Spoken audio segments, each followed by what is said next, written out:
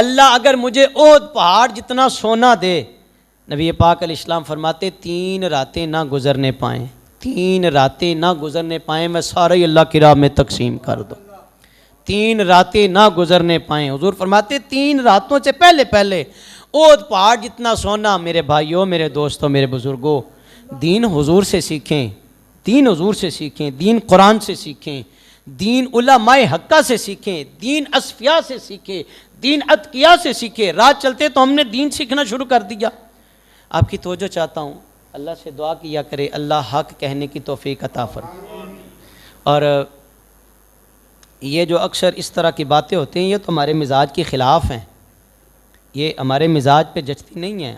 ہمیں تو وہ باتیں، مولوی صاحب تو وہ ہمیں باتیں سنایا کرے جی بس کلمہ پڑھ لیا جنتی ہو گئے۔ مولوی صاحب یہ مال ہم نے اپنے خود کمایا جناب، ہم کیوں اللہ کی راہ میں دیں؟ اللہ ماشاء اللہ سارے ایسے نہیں ہیں، انہیں پتہ ہے جس نے دیا ہے وہی کہتا ہے من ذا الذی یقرض اللہ قرضا حسنا۔ قرآن کا اسلوب دیکھیں، وہ سارے خزانوں کا مالک، وہ سارے جہانوں کا مالک، وہ ساری مخلوقات کا رب، وہ کہتا ہے کون ہے جو مجھے قرض حسنا دے؟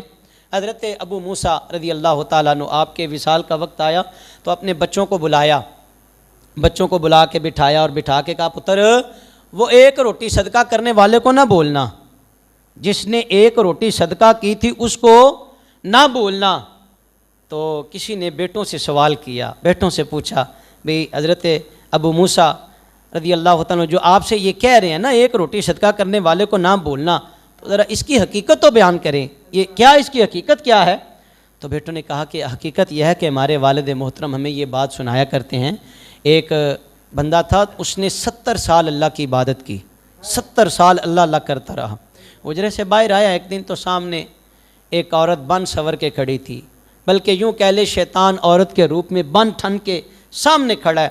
عورت نے دعوت گناہ دی اور وہ جو صوفی صاحب تھے، حاجی صاحب تھے، وہ جو بڑے پکے متقی تھے، وہ پھسل گئے اور 7 دن اور 7 راتیں اس عورت کے ساتھ گزاری۔ جب 7 راتیں اور 7 دن گزر گئے نا تو جھنجھوڑا اندر ہی اندر اپنے آپ کو، میں تو 70 سالہ عبادت کرنے والا، میری تو ضائع ہو گئی ساری، ضائع ہو گئی ساری، میں اس کے پیچھے اپنا سب کچھ لٹا بیٹھا، اب میں کہاں جاؤں، کدھر جاؤں؟ پشیمان ہوا نا، تو اب یہ ارادہ تھا کہ اب میں توبہ کروں، اللہ سے معافی مانگوں اور پھر واپس جاؤں، اسی جگہ پہ جاؤں جہاں میں نے عبادت کی تھی، جہاں میں نے ریاضت کی تھی، جہاں میں نے اللہ اللہ کیا، جاؤں پلٹ کے اسی جگہ۔ ابھی پہنچے نہیں ہیں، رات کا وقت ہے، ایک جگہ قیام کیا، وہاں بہت سارے مساکین تھے، کہہ لیں کوئی حجرہ کہہ لیں، کوئی دکان ٹائپ کوئی جگہ تھی، وہاں پہ مساکین تھے، تو ان کی تعداد تھی 12 لوگ وہاں پہ بیٹھے ہوئے تھے۔ تو آپ بھی وہاں پہ جا کے نا، وہ جو متقی تھا وہ بھی ان لوگوں کے پاس جا کے بیٹھ گیا۔ ایک بندہ آیا تقسیم کرنے والا، وہ سب کو 1 روٹی تقسیم کر رہا ہے، 1 روٹی سب کو اس نے بانٹ دی۔ اب وہ روٹیاں لے کے آیا تھا 12، اس کا مطلب ہے وہ پہلے بھی آتا تھا اور یہاں تقسیم کرتا تھا، اسے پتا تھا بندے 12 ہی بیٹھتے ہیں۔ اب آج اندھیرے کی وجہ سے پتہ نہیں چلا بندے آج 13 ہیں، یہ 13واں بندہ تھا اور یہ شاید پہلے بیٹھ گیا تھا۔ تو جب اس نے 12 روٹیاں تقسیم کر دی تو مساکین میں سے ایک بندہ رہ گیا اور بانٹنے والا چلا گیا۔ اب جو رہ گیا تھا نا، اس نے کہا بھئی یہ بانٹنے والا کدھر گیا، مجھے کیوں نہیں دیکھے گیا آج؟ تو یہ متقی سمجھ گیا کہ اب نہ وہ جو آیا تھا نا تقسیم کرنے، وہ گن کے آیا ہے اور یہاں بھی بندے گنتی کے ہی بیٹھے ہوئے ہیں۔ بھوک اس کو بھی شدت کی لگی ہوئی تھی، ضرورت اس کو بھی تھی روٹی کی، کھانے کی حاجت اس کو بھی تھی، لیکن اس نے نا جلدی جلدی کہا بھئی جو رہ گیا وہ میرے پاس آ جائے، جو رہ گیا اس کا حصہ میرے پاس ہے، آؤ مجھ سے لے لو۔ اس نے نا حالت بھوک میں وہ روٹی صدقہ کر دی، صدقہ کر دی۔ وہ جو بندہ رہتا، ہم تو چھینا چھپٹی پہ لگے ہوئے ہیں یار، مجھے بتائیں ذرا ہمارے جذبات کہاں چلے گئے یار؟ دولت کو ہی سارا کچھ سمجھ لیا۔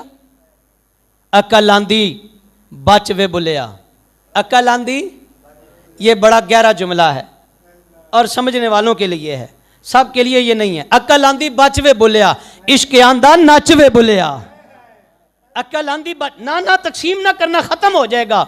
اور یہ تو نے کار کے لیے رکھے ہیں، یہ تو نے پہلی خریدنی ہے، یہ بیٹے کی شادی کے لیے رکھے ہیں، نہ تقسیم کرنا۔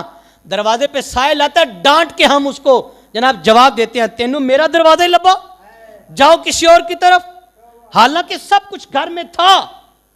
یار باتیں ہم بڑی بڑی کرتے ہیں لیکن کردار کے، یہ تو سید بھی ہو، افغان بھی ہو، یہ تو سید بھی ہو، مرزا بھی ہو، افغان بھی ہو، تم سبھی کچھ ہو، بتاؤ تو مسلمان بھی ہو؟ یہ مسلمانوں کا شیوا نہیں ہے۔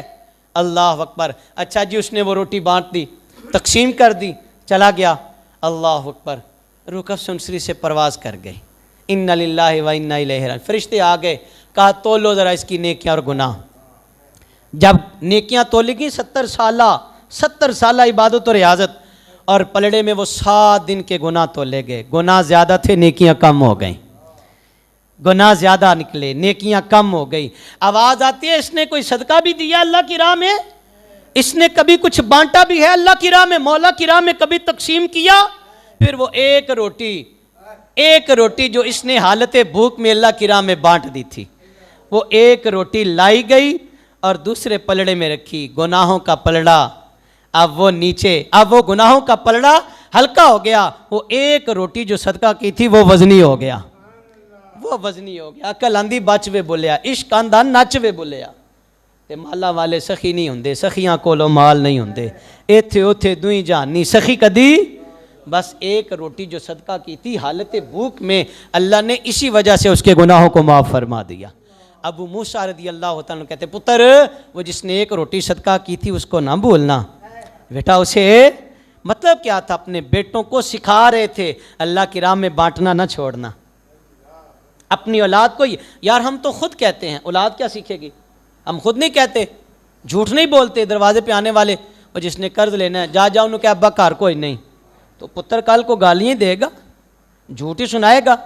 اسکول میں فیس کی ضرورت تھی 1000 روپیہ، پتر نے کہا 5000 دے دیں۔ بھئی جھوٹ آپ نے خود سکھایا ہے، آپ نے خود جھوٹ سکھایا ہے پتر کو، یہ آپ نے خود تلقین کیا ہے کہ جھوٹ بولو کوئی بات نہیں ہے۔ اگر آپ نے تلقین کی ہوتی، اگر آپ نے سچ سکھایا ہوتا تو آج ہماری نسل کا یہ حال نہ ہوتا۔ ہر جگہ پہ جھوٹ، ہر جگہ پہ فراڈ۔